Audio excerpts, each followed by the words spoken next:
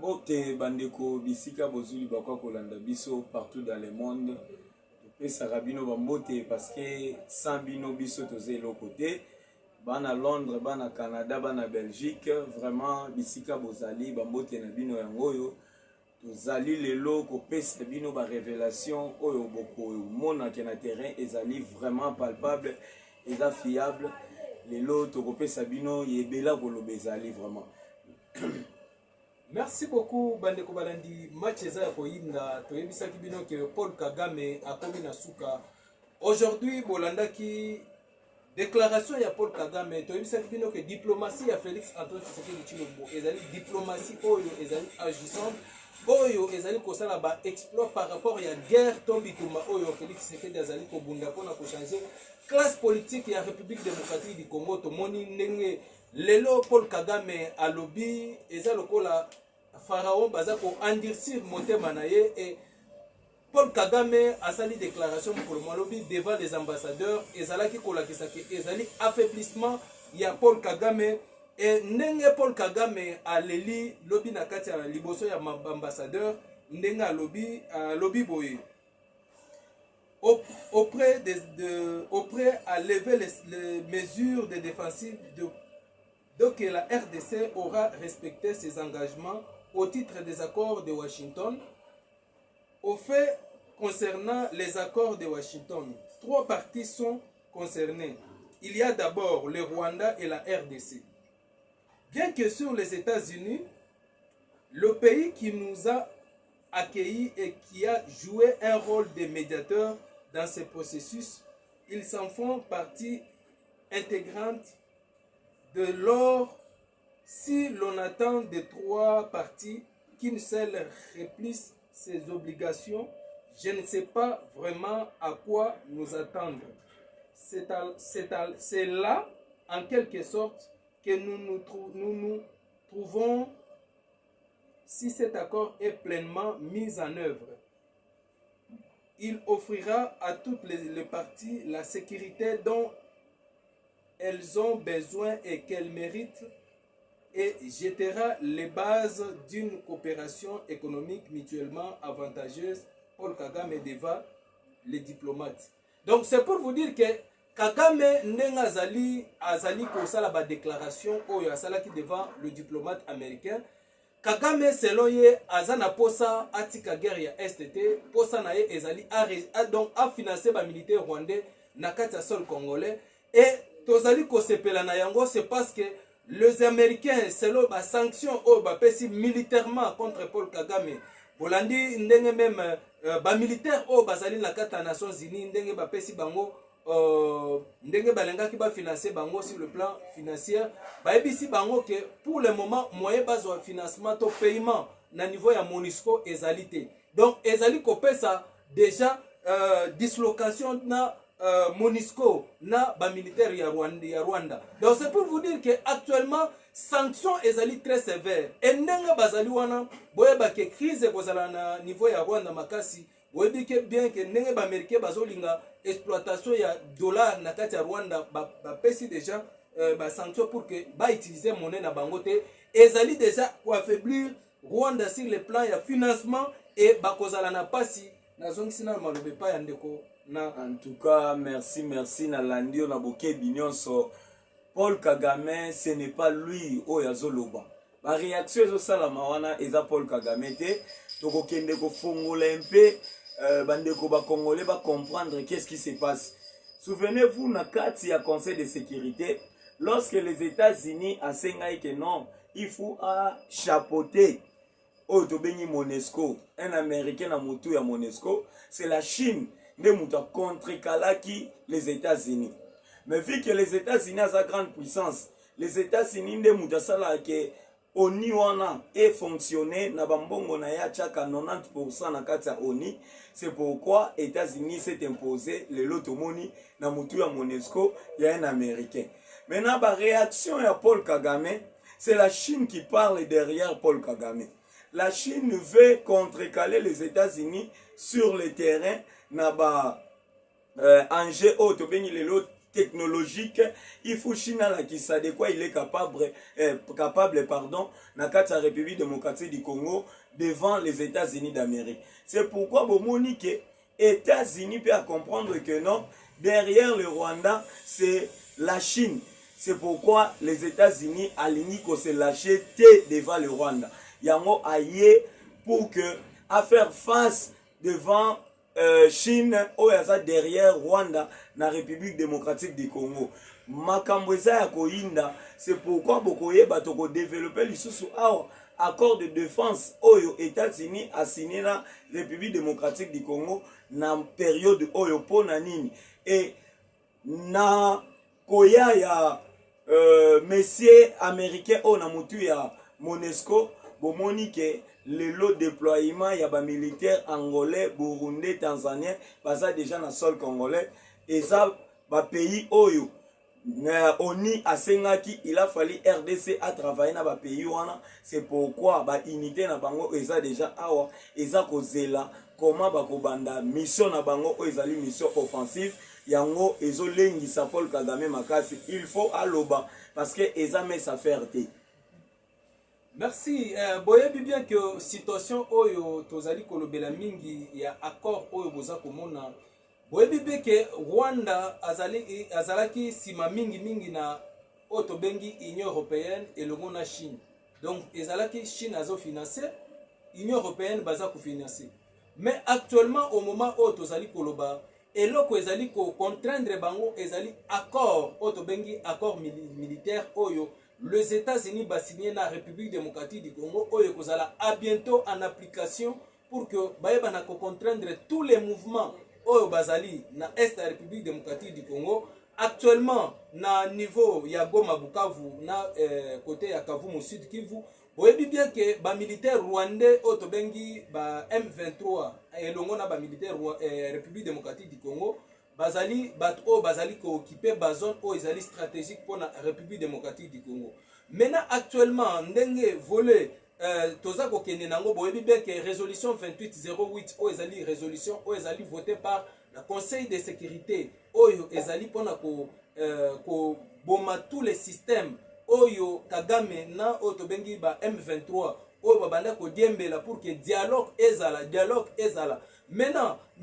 par rapport ya koboye ya MONUSCO na kati ya Goma ezali pona ko néantir tous les systèmes oyo M23 to ezali pona ko neutraliser Paul Kagame par rapport ya avancement to ndenga zali kokotisa ba militaire na ye na kati ya République démocratique du Congo. À partir ya MONUSCO bakozala wana pona ko appliquer résolution 2808 pour ko neutraliser système oyo Kagame azali ko sala pona ko kotisa ba militaire to ba militaire o bazali na Goma na Bukavu esengeli bayeba na ko identifier pour que bayeba na bayi oyo bazali ba Rwanda fo bazonga Rwanda oyo bazali ba Congolais esengeli ba cantonner bango pona ko tia ba résolution en application. Et eloko mususu ezali na niveau ya Goma na Bukavu boyebi bien que na minute tozoloba awa nanga na ba Bertrand baza na problème sérieux. Pourquoi? C'est parce que descente ya MONUSCO ezali gênant parce que bayebaki que bako appliquer système ya otobengi accord ya Doha, mais actuellement accord ya Doha ezali bafoué. Eza bafoué pourquoi? C'est parce que la résolution 28 wana ezali konéantir tous les ba négociation nyonso yango boyoki actuellement même Baïsenko bazana maloba koloba lisusu te ba se cacher. C'est parce que bayebi que tribulance oto komi nango et komi kokotisa bango na libulu o que les jours à venir ceux qui baza ko s'entêter ba kozala juger puisque ndenge masolo ezali kokende ezali kende ezoko kende na vitesse moko ko sakana te pour que politique ya Félix Tshisekedi na koyebisa yo boye omoni résolution 2808. La résolution 2808 est ba groupe nyonso rebelle na Congo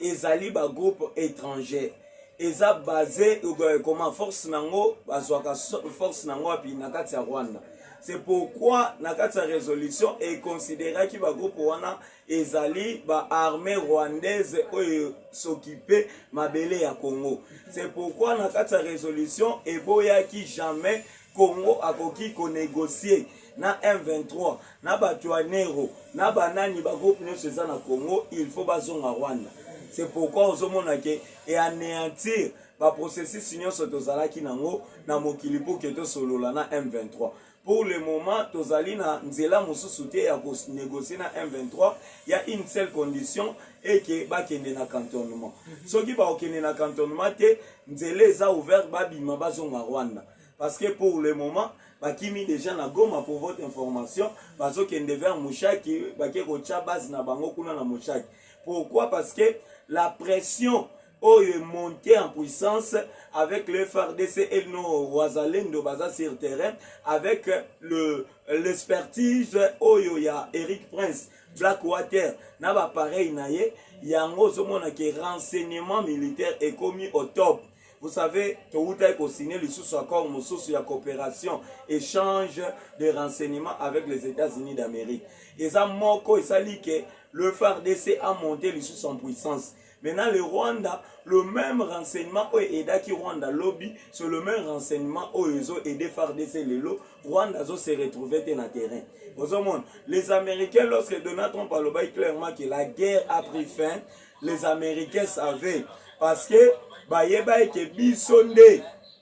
batu o to créa ki Paul Kagame bisonde to lobi na ye atika makambo wana. Mais comme a santété bokomona o ekoleka makambo o eleka na Venezuela yango ekosala na Rwanda parce que eza lisu musika te. Mois de mars o eza mois oyo il faut ba investisseur américain baya. Mais pendant que to signé qui déjà to solo là qui jusque là Paul Kagame azo sala ba signité que aza d'accord ya kobima na Congo. C'est pourquoi ba américain ba komi ko s'imposer nde ba lobaki ils vont imposer la paix par force. Yango ozomona bakitisi oyo tozobenga ke na kati ya moto ya Monesco et comme siko un américain malgré que ayena nute mais d'ici là déjà azozala na terrain. Comme le président Félix Yemoko aza na kati ya États-Unis d'Amérique bakotia makambo nyonso sur la table pour que le monsieur wana ayeba na koya awa. Vraiment aza mutu moko ayebi Congo bien parce qu'il était là na époque ya Zaïre parmi les opérations o esala ke Mobutu azala neutralisé américain wana zalaki. Donc aza mutu moko oya yebi makambo elekaka na Congo très bien, c'est pourquoi bazongisi awa parce que azalaki ambassadeur awa na époque ya Zaïre.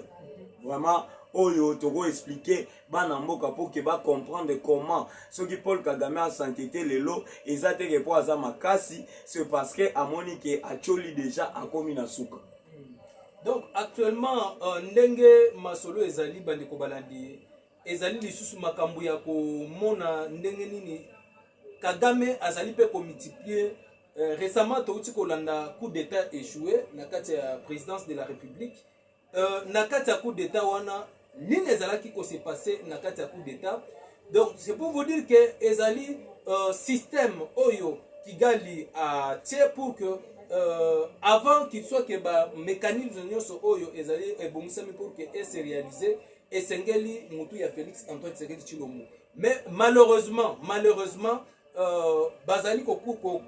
kutanana toloba contraindre moko oyo nzambe azali kosala po facha lobaki bien que mboka oyo nazwi na kabiango na maboko ya nzambe etango bakangi garde républicaine oyo akotaki na kati ya chambre ya nini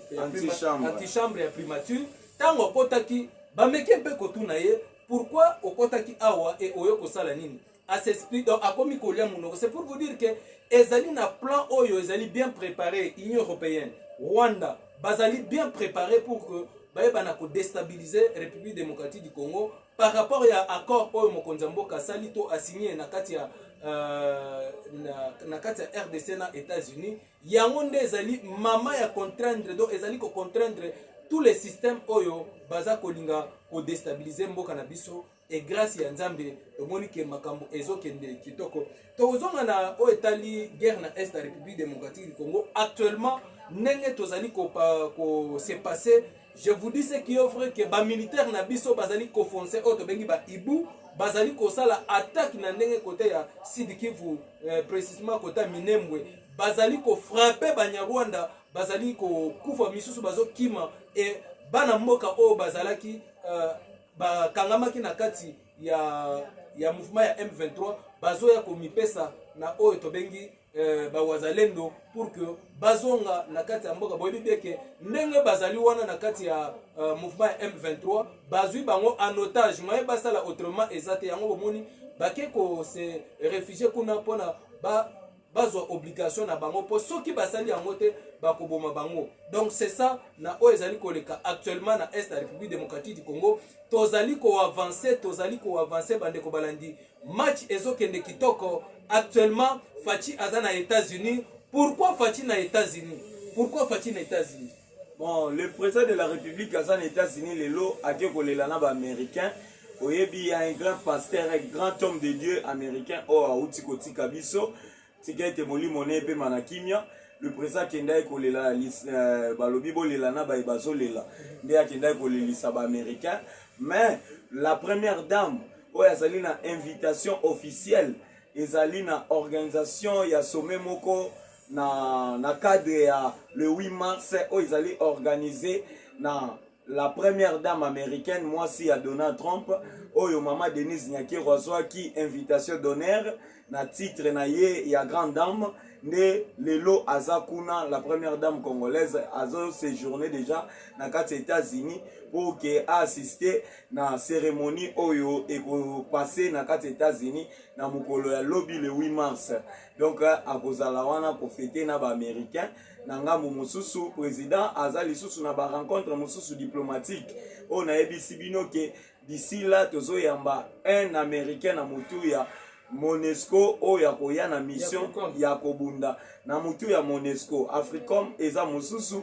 oyo aza général Africom aza américain mais na mutu ya Monesco c'est maintenant un américain parce que na mutu ya Monesco na Congo jamais tozwa déjà un américain na histoire eza oyo deuxième américain premier ezalaki swing oyo ayaki pour que a installé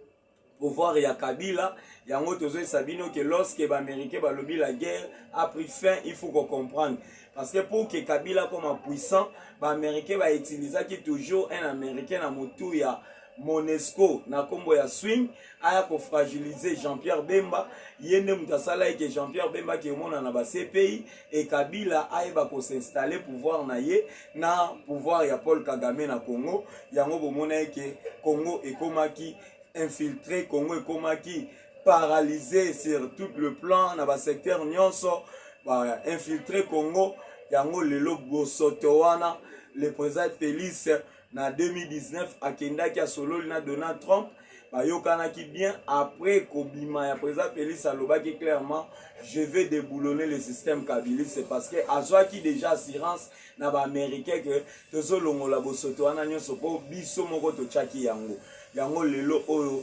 bozomona ke ba américain bakotinda na ba secteur presque ebele pour que baya kolongola bosoto nyonso bachaki na Congo. Boko kamwa makambo ebele oyo boko découvrir que na Congo il y a des gens, le dirigeant oyo to bande ko kanisa ba congolais nzoka ba rwandais oyo ba américain bango moko bakotsaki bango pour que baya ko infiltrer Congo et pour le moment ba américain bango moko bakoyeba na kolongola bango. Et puis oyebi que na guerre ozali actuellement tozokende na guerre énergétique. Na guerre énergétique oyo toza nango actuellement après les États-Unis c'est la République démocratique du Congo. Pourquoi nazolo ba République démocratique du Congo? C'est parce que la lire oyo tozokende ebele bazoyeba te Félix Tshisekedi azali déclencheur il y a 3e guerre mondiale. D'où maintenant les Américains bamonaki déjà na musika que au moins net exemple na guerre oyo salami entre Iran na Otobengi Iran na Israël. Les États-Unis va comprendre que ba missile to ba bombe o bazali kotina na kati ya Iran ezali vraiment coûtant. Donc ezali trop cher par rapport ya ba missile oyo Iran to ba drone eza ko beta na Israël. Donc ezo coûter néanmoins 50 000 $. Mais par rapport ya ba américain ezo kende peu près 5 milliards. Donc non ndebo ba ye komona ke esengeli ba utiliser même système oyo bazo ba minerais stratégique ya RDC oyo ko permettre pour que basala ba bombe oyo ko na capacité ya ko travailler ba guerre. Et actuellement selon la politique de Donald Trump azana posa a arraché leadership ya mondial. Pourquoi alinga azo yango? c'est parce que na ndenge bazali kobunda azali aye na système ya paix et baza ko se poser ba question mais comment aza artisan de paix et aza participer na guerre o ezali entre Israël na otobengi Iran. C'est parce que les États-Unis baza na ba information ya ba terroriste o bazali na Iran o bazali na kati ya kosala ba bombe o ezali très dangereux pour le monde o e ko créer troisième guerre mondiale. C'est la raison pour laquelle bon que les États-Unis ba utiliser otobengi Israël pour que ba bana ko bombarder à travers guerre Israël na Iran ba kozwa facilité ya ko bombarder ba site o ezali na ba missile nucléaire o ezali na kati ya Iran yango monaki mukolo malobi batindaki likolo BD na bango et sifolaki likolo ya Iran ba pirataki système ya ba chinois ba pirataki yango et ba matisi otobengi B2 o ya ba américain et bombardaki site o ezalaki na ba bombe nucléaire na kati ya désert au place basalaki batinel et les États-Unis meki na ko survoler koleka et à bombarder. C'est pour vous dire que actuellement Donald Trump politique na aza ko sala ezali il y a un positionnement pour na ko conquérir tous les systèmes. Il y a monde aussi longtemps qu'il y avait BRICS ezalaki Russie, Chine, Corée,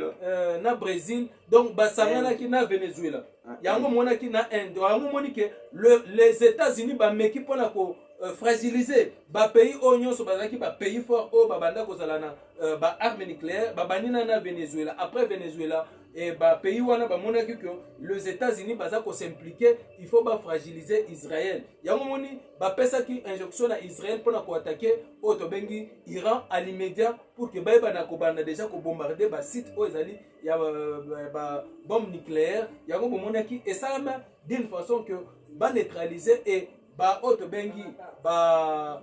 to benga bango banani ba pays o bazali ko soutenir Iran bango pe bazali na komona ke les États-Unis bazali na babiloko oyo et ndenge guerre e bandi nan ba utiliser loko moko et ceux qui ba utiliser yango omona ke olandaki déjà France, Angleterre, Allemagne na batiki basangani balobi bango bakozala autonome et bakokota na makambo ya kosangana États-Unis. Donc actuellement situation où ils allaient démarrer actuellement sur le plan de la guerre est continuer et Iran a signé déjà négociation pour que ba négocier par rapport à la guerre n'engeza koleka. Tozongi na masolo ya mboka na biso pona ko talisa ba imboka masolo oyo baati lukwebo awuti koloba likambu oyo etali constitution alobi problème ya RDC ezali problème ya texte mais ezali problème ya c'est un problème d'homme. Donc c'est pour vous dire que selon makanisi ya otobengi baati lukwebo selon baati lukwebo souci na ye ezali esengeli président Félix Tshisekedi abongama déjà 2028 pour ayeba na kolongwa na pouvoir. Donc c'est pour vous dire que à appliquer métamorphose pour na kolakisa que le président Félix Tshisekedi esengeli abongama problème d'homme wana ezali situation ya 2028 esengeli ayeba na ko quitter pouvoir. Donc alobaki d'une façon que esengeli Tshisekedi alongo. Mais tu as bien que na tango tozalaki na problème ya guerre awa entre M23 na FRDC ndenge bakangaki ba province na biso bakangaki Goma bakangaki Bukavu. Donc moment wana o esengelaki o to bengi baati lukwebo aloba kité aye koloba na dernière minute. Donc makambutu to komo kende déjà na attaque tozo attaquer ba Rwandais et ya aza ko soulever système ya constitution na ebite ezali kambo kolali sa population te kolali sa volet politique to kende nango sur le plan militaire na est moni oyo il faut comprendre des années baati lukwebo lelo alobi mais tozo se référer toujours na makambo oyo nanga aloba clairement que non au sein ya union sacrée nazali na batu oyo to travaillaka na bango. D'ailleurs na présidence ya union sacrée nazana batu on a travaillé na bango na ba institution ya mboka na travaillé na batu et maintenant lelo ba demande ya nanga tango bakoti na Goma Bukavu ezalaki nini? Demande na bango liboso ezalaki le président de la République ne peut pas toucher sur la constitution. À cause simba constitution te. Et Bahati Lukwebo lelo oyo quand est-ce que Bahati Lukwebo a ekoloba? C'est lorsque dernièrement Boti Kolanda nanga azoloba aza prêt à kobimisa liste ya batu nyonso oyo travailler na bango baza na ba institution. Liste wana il faut ebimi. Pourquoi nanga lobaki likambo ya liste wana? C'est parce que amona que apport ya batu oyo baza na ba institution eza muke, il faut ba porter apport makasi pour que azwa makasi ya kokoma ti Kinshasa. Et lorsque apport ezate, c'est pourquoi abandai ko accuser bango indirectement kolobake nazo bimisa liste wana. Et ba apport na bango ezanini? Ezaka sur le plan financier te, ba apport na bango ezali pe na ba démarche ya ko contrecarrer le président Félix de ne pas asimba constitution. Lelo oyo de komona Bahati Lukwebo azoloba ba même langage na oyo nanga lobaki. Le problème avec le Congo, ce n'est pas la constitution, plutôt c'est le problème d'homme. Maintenant, na kolobaki non. Le professeur Bahati wana okosi ezali problème ya ba texte. Ce qui toke na problème ya ba texte, ce qui lelo oyo ngai ndenge nazabo na lobi na remplacer Bahati na système politique ya lelo na kokoka ko remplacer comme député te comme ministre te. Pourquoi? Parce que bon misala qui déjà ba ayant droit ya Congo avec votre constitution là Bahati yokoli mona scène politique te. Donc okotika la seko na seko ti okokufa politicien, okokufa ministre, okokufa président ya Sénat, okokufa na ba poste nyonso oyo oza nango.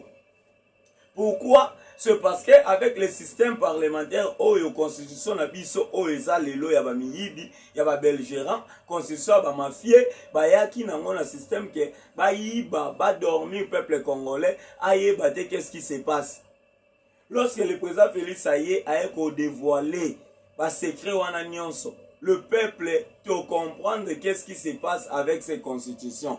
Constitution oyo Kabila lobaki eza constitution na ye. Ayebisaki biso nyonso eza constitution na ye, ezaki taye na taille na ye. Mais lelo oyo Bahati soka azo défendre yango, c'est parce que azo se retrouver na kati ya constitution oyo aza na droit ya ko défendre yango. Donc soki lelo elongwe tokomona lisu Bahati na mutu ya ba institution na biso te, tokomona ba mikolo wana nyonso tozo déplorer que tomona bango te na système eza lelo to ata to leli et pas président Félix que tomona Bahati te, tomona Vital Kamerhe te, bakozala kaka. Mais soki to tche constitution ya sika oyo ko mettre bango hors état de nuire na makambo basalaka na ba M23 ne par là et kozala ke bakokota lisu scène politique te. Parce que comment les gens qui dirigent les institutions de la République, mais baza langage na bango eza même langage na M23.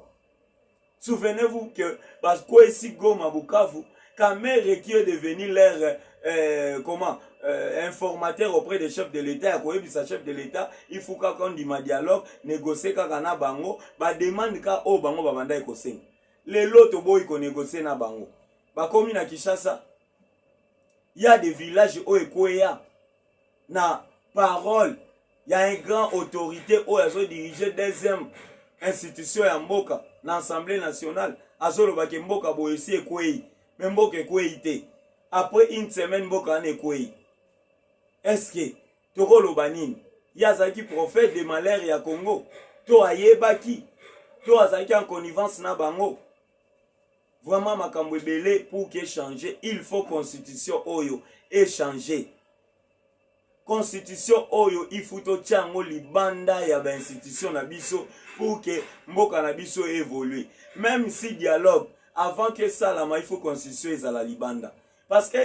constitution ezali lokola bilamba oyo Congo elata. Toko négocier to sololi mais lorsque eza lokola mwana osokoliye ozu bilamba salite ozongisi na nzoto. Ekozala na tina te dialogue na biso kosolola avec constitution to nango eza na ntina te parce que ozonga na même système. Il a fallu soki tolingi changement ya Congo, soki tolingi to solola makambo moko sincère pour na bolamu ba congolais, il a fallu to cha constitution libanda to kesiko na dialogue to sololi dialogue ya solo to kosola autour ya ba idée ya ba congolais et kozala te na idée moko euti quelque part.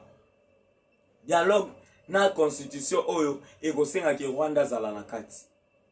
Dialogue na constitution oyo ekosenga ke ba pays limitrophe na biso bacha maloba. Mais le président Félix azaki clair alobi likanisi moko te ko wuta na pays moko songolo pakala pour que tu as ko discuter ngo na kati ya dialogue ba congolais.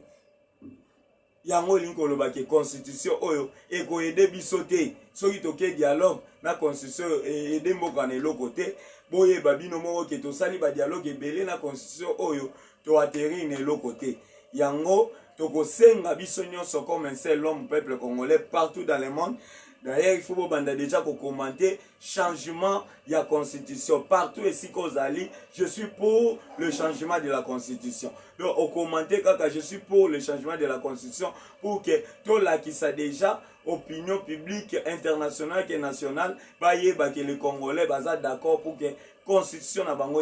changer. Merci beaucoup, Boyebi, bien que Otobengi, Jean-Claude Wemba, na Otobengi Frank Diongo. Bazali batu oyo bazali en connivence boyebi bien que baati makambo baati lukwe balobaki eza pamba te c'est parce que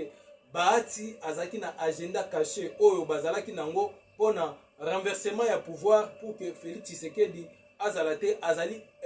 moto azali gênant par rapport na ndenge makambo eza kokendele yango bomoni que bavandi na kati ya pouvoir wana bisika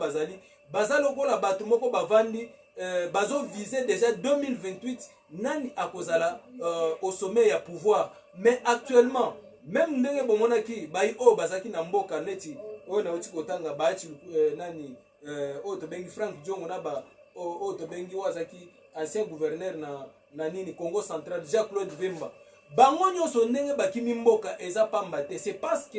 baye ko découvrir na service de renseignement na biso que batu wana bazali ba agent ya Kabila pe ba agent ya Paul Kagame oyo babanda ko infiltrer na kati ya opposition pour que baye bana ko transmettre ba information à tout moment baye bana ko tripoter to baye bana ko ningisaka tous les mouvements oyo ezali ko salema na kati ya mboka na biso to na pouvoir en place oyo eza dirigé par Félix Tshisekedi comment bakoki ko contraindre Fachi na pouvoir puisque na minute oyo tozoloba opposition eza lisusu te ndenge Tshisekedi aloba que il de pèse au pouvoir opposition et koufa mais azaki na raison effectivement lelo opposition eza par terre pourquoi c'est parce que l'élite auto zali ko lutter jusqu'au jour d'aujourd'hui ezali pona ko longola système o ezalaki na kati ya mboka na biso depuis 2000 j'espère na entrée ya AFDEL nde eye komema poto na kati ya mboka na biso oyo bitumba oyo tozali kobunda ezali pona kolongola tous les systèmes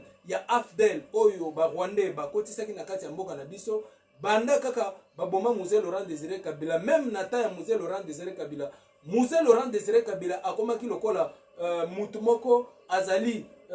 étouffé na kati ya neti mutu azana kati ya tono azali étouffé et à un moment donné aye ko se réveiller makila ya mboka esali alobi non d'accord ko zala na bato ote esengeli to limoger bango bazonge pa na bango ndenge Tshisekedi ayebisa que bato oyo yebisa bango nini esengeli to pesa bango pour que ba quitter sol na biso et tango aye ko sala ngo ekomaki déjà trop tard puisque au moment oyo ayebisa ki ye alobi non il faut so ba tracteur apesa ba tracteur o agende ko sala bilanga na kati ya kabe ya Kamonga kuna et effectivement makambo oyo Tshisekedi ayebisaki Mzee Laurent Désiré Kabila yango nde ekoisaki ye pour que a comprendaki te par rapport ya vision oyo Tshisekedi azaki nango lelo tozana ba sort oyo tozali ko subir c'est parce que le Rwandais ba tripotaki même constitution na biso ndenge uti koloba constitution na biso ezaki tripoté yango monaka à tout moment soki biso ba congolais tolobi to simba likambo constitution ba Rwandais batelemaka.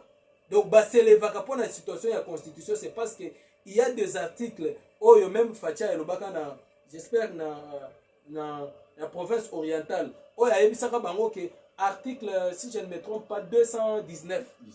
17, oh, il y a constitution, ezali koloba ke tokoki kozwa mabele na biso tokoki kokatela yango ba pays africain. C'est pour vous dire que Rwanda bazalaki déjà sûr yango moni Paul Kagame e avançaki na lombango militairement na Goma, Bukavu, na Sud Kivu, na Uvira pour que bazwa parti wana ba annexer yango na Rwanda ndenge ancien président ya France otobengi François Hollande tango yaki na Nicolas Sarkozy balobaki bien que ba précisaki que parti ya est et comment République du Volcan. Donc eza eloko o Union européenne asa lambaki déjà pour que parti na biso ya est République ezala déjà attaché na Rwanda. Et nzambala la kate ndenge pasteur Kofo ayebisaka ba Rwandais na kati ya liwa ya musée Laurent Désiré Kabila na cathédrale ayebisaki bango bien que ndenge boza kosala makelele libanda bo diminuer yango baza koyoka te. Donc actuellement ndenge bayebisaki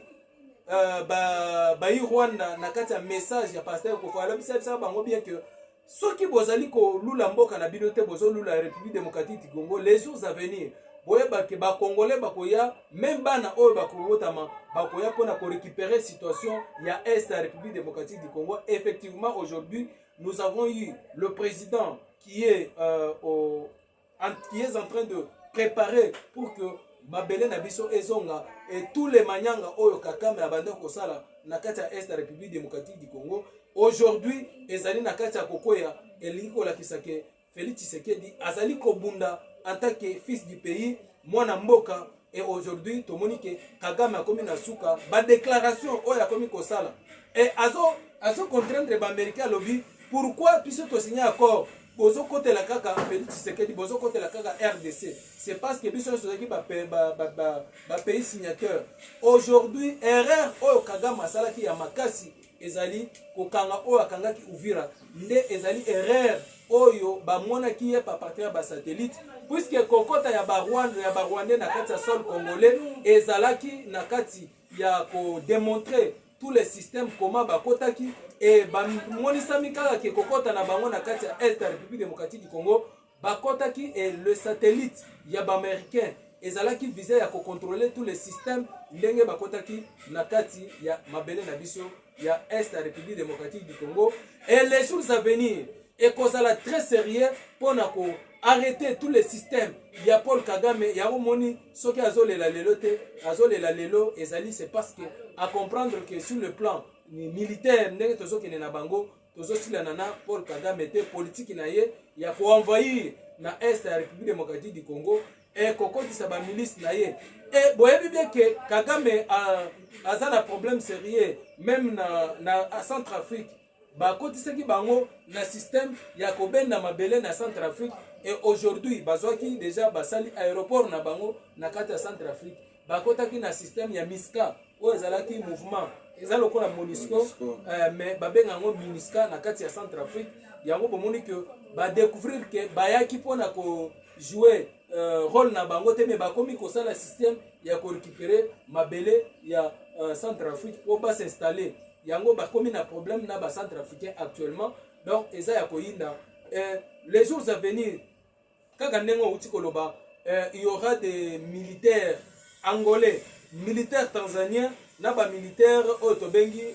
ya Burundi pe ya République démocratique du Congo oyo bakosala base oyo eza la base très efficace. Yango boyokaki même Kagame aleli alobi comment bazoko zo mwana ya ancien président oyo asalaki génocide na kati ya Rwanda bazali ko pesa ye pouvoir to ko solola na ye. C'est parce que Abiyarimana mwana Abiyarimana oto bengi Jean-Luc les jours à venir akozala installé na kati ya Rwanda comme président de la République et déjà na ebisaki bino ke azalaki na Burundi ayaki na RDC akozala na Tanzanie pe akozala na France po bakutana na Emmanuel Macron na kati ya politique ezalaka monde d'intérêt ezalaka bamite na kati ya politique to na ba intérêt oyo France azali ko sala entre le Rwanda et Paul Kagame a commis déjà départ na ye ese monani a commis déjà mut oyo a quitter pouvoir na système oyo ba américain bazali ko tiela ye et bazu déjà embarqué ya visa na trois personnalités militaires oyo tobengi ba Rwandais toza mutu lokola oyo tobengi ancien chef d'état-major il y a armée rwandaise Otobengi James Kabarebe azui sanction na Otobengi Ndungurire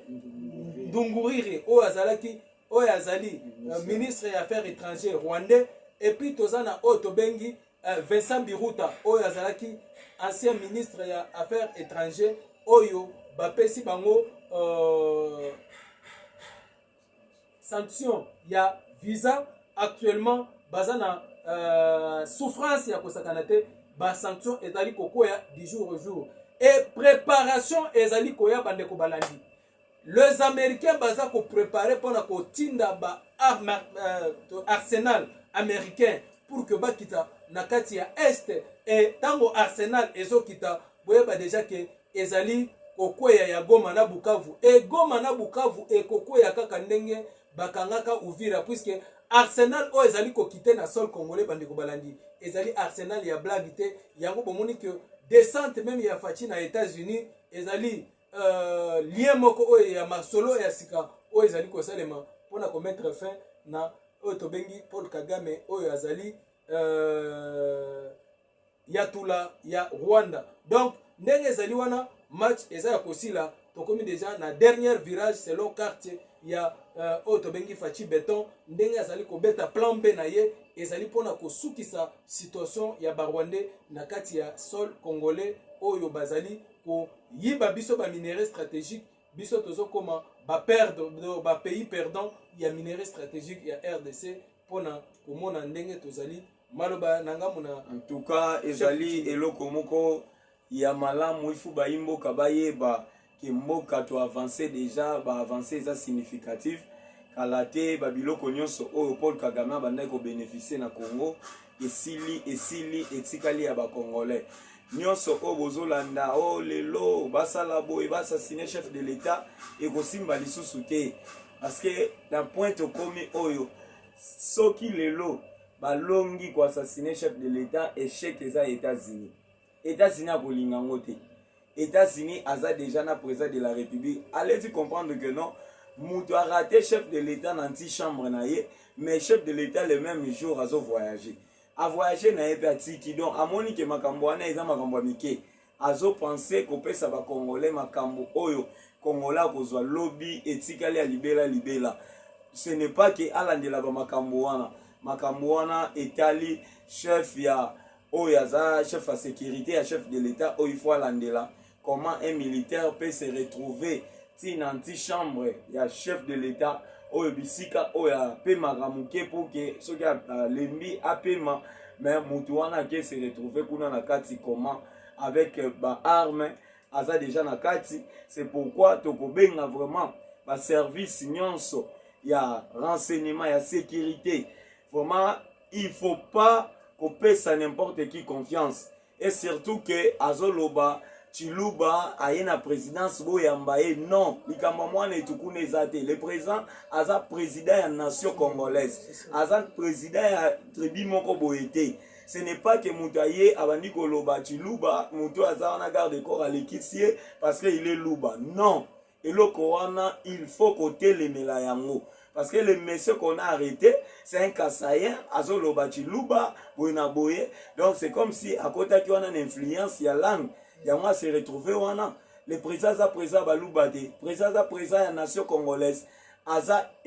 symbole ya unité nationale ya République démocratique du Congo donc il a fallu que ça la vraiment attention eloko wana il faut protéger le président de la République pour le moment que protéger malamu parce que le loso mutu ya président de la République na c'est pas to éviter Congo to kosuka wapi to kende wapi vraiment tozaki na ebela kopesa bino te mokolo ya lelo toyaki to partager na bino émission oyo bo aimer bo partager bo s'abonner massivement na ba chaîne na bino de référence awa bisika bozoka information ya solo tokei tokutani mokolo ya lobby bokozwa liso d'information ya solo mon numéro de contact c'est plus 243 86 078 93 88. Merci beaucoup na bande konyoso bazolanda biso na Angola, na Londres, na Canada, États-Unis, France, Togo Sanité, Belgique, partout, Allemagne, Angleterre, topesi bino